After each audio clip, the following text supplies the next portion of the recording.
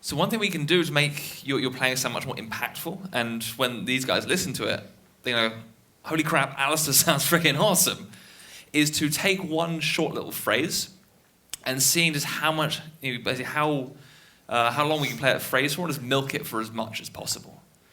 So we could take a phrase, let's say we're in F sharp minor. If we play, let's see, the 11th fret on the G string.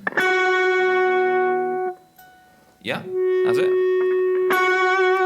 And then on the B string, we're going to go 9, 10, yeah. Okay, so those are our 4 notes. So what we're going to try and do, this is our musical idea, we want to try and milk this for as much as we can. So what I'm going to try and do, Alistair, I'll give you a few examples if it will help you. Yep.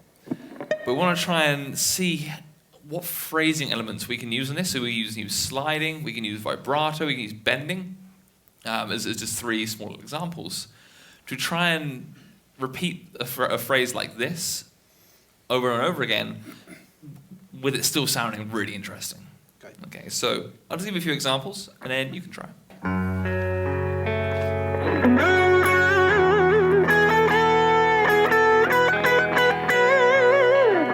That could be one way we could play it. So let's try something else.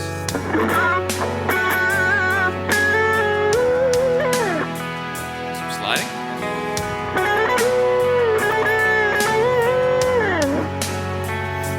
Yeah, so those are a few examples. Thank you, Dan. So all I want you to try and do, Alistair, is just think about how you can make these 4 notes sound as expressive as you can make them. Yeah, okay. Okay? Do you want to play with the backing track, or do you want to try it? With the backing track, yeah. With? Doesn't have context otherwise. Mm-hmm.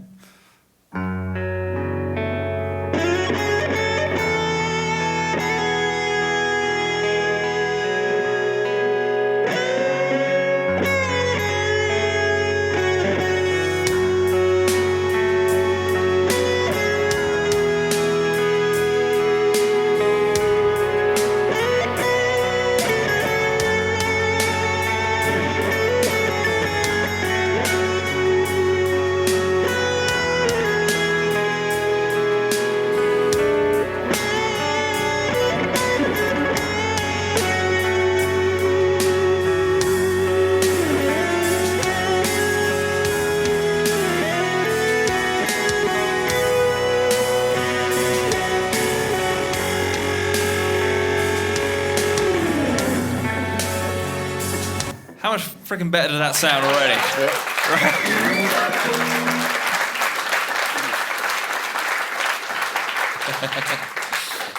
Now, it does sound better. Alistair, can you describe in words why it sounds better? I think narrowing the focus is the big thing there. So just using the 4 notes there, okay, we can use more if we bend, but very much narrowing the focus to that tiny area and not allowing yourself out of it. That's what makes a difference.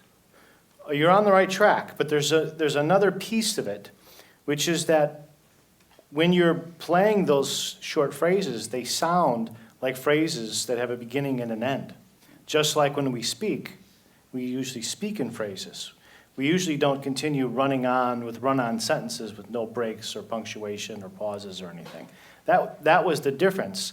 What you described was how we got there, the tools that you used to make that happen. Is you would narrow the focus to a small number of notes, which you did, and you correctly stated that. But you were sustaining notes and ending phrases and then starting new ones. That was the result of what we just did, and that's why it sounds better, because it's more similar to speech.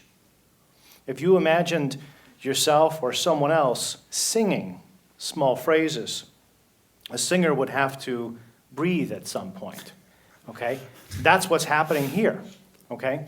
It's if we replaced the pitches of your guitar with someone's voice, it may sound similar to that, where when you were improvising in the beginning, we would have to call 911 because they would have passed out from no oxygen to the brain. Okay, so that's better.